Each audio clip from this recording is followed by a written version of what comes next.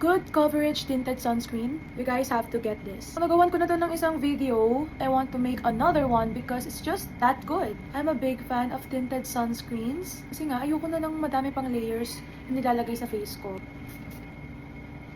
I really love the finish of this. Ang gusto ko pa talaga dito yung coverage niya. Sa lahat ng tinted sunscreen na na-try ko, ito talaga yung number 1 ko as of now. Parang naka-foundation na ako. Tinted sunscreen pa ba to? Everyday nag-makeup ako for school. And sobrang tirik na din ang araw ngayon. Si powder! Gusto ko ng more coverage, ito yung gagamitin ko. But if okay na ako sa coverage nito, translucent yung gagamitin ko. So what I do is naglalagay ako sa back. Actually, ang dami nito. Ipapat ko muna sa likod ng kamay ko.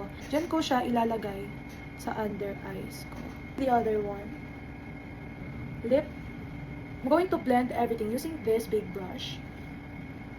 Diba? As you can see, sobrang na-mattify niya and na-blur niya yung buong face ko. So, I'm using this one from MAC. Kinuha ko lang to sa vanity ng nanay ko. So, di niya naaalala, diba? Kasi di naman niya kailangan eh. It's summer, protect yourself. You have to get these products.